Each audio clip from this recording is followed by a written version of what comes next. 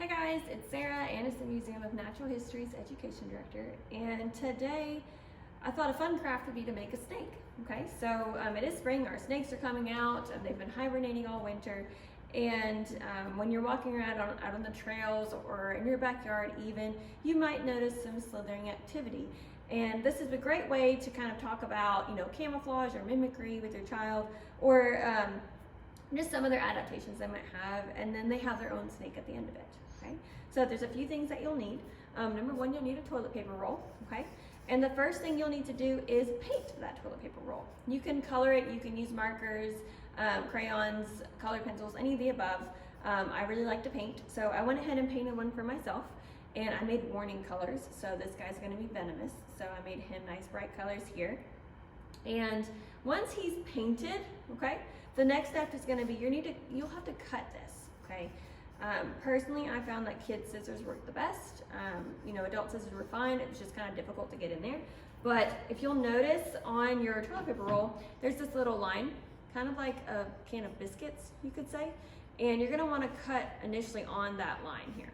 Okay, what I did was I went in maybe half an inch. Okay, like so.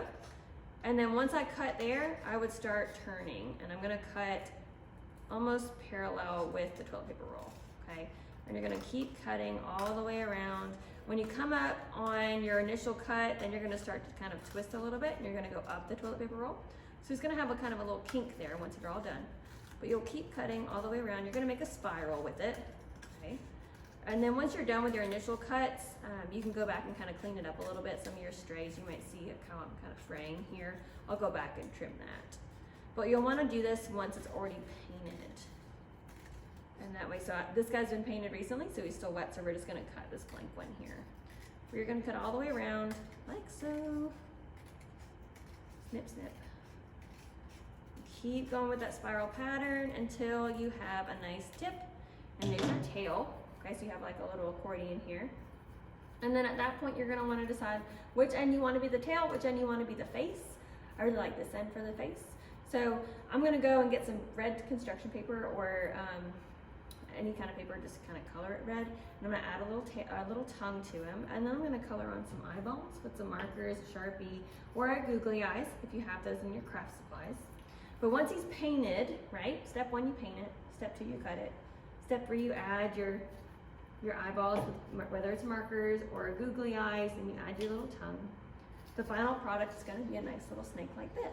And this guy is a constrictor, okay? That's a great conversation to have. If you look at him, I made this guy a little bit brighter, so definitely venomous, definitely warning you, kind of like those poisonous dart frogs that we think of. And what's neat though is that you can actually wrap him on your arm like so, and you have your own little constrictor here at home. So a lot of the snakes that we have here in Alabama are constrictors. I actually have one from Florida to show you today. And this guy is a Florida king snake, okay? Our Florida king snake here. King snakes mean they're the king of the snakes because they eat the snakes, all right? He's a really great guy to have around. My cardboard snake better watch out because if he's venomous, he might try to eat them. Okay, that's one of his favorite meals. They love copperheads, rattlesnakes, all those guys, okay? What's neat about them is they are constrictors, and so that's a great conversation to have because a constrictor means that they're gonna wrap around their prey like so. Keep on wrapping, buddy, keep on wrapping. And they're gonna squeeze their prey nice and tight, suffocate it, and swallow it whole, all right? Not every snake does that though. Some snakes, like our indigo snakes, they just have very strong jaws. And so once they grab hold of their prey, they'll start to actually crush it and eat it, okay? Your venomous snakes, they're not constrictors. They're not gonna grab hold of you and twist. They're just gonna use their venom to kill their prey, okay? So there's a lot of different ways these snakes do that. But when you do our craft here, you're gonna make a constrictor and you can kind of talk about how that adaptation helps them survive, how there's no arms and legs, so they're gonna have to use their muscles throughout their body to kind of contract a little bit and help them along their journey, okay? Thank you guys, we'll see you next time.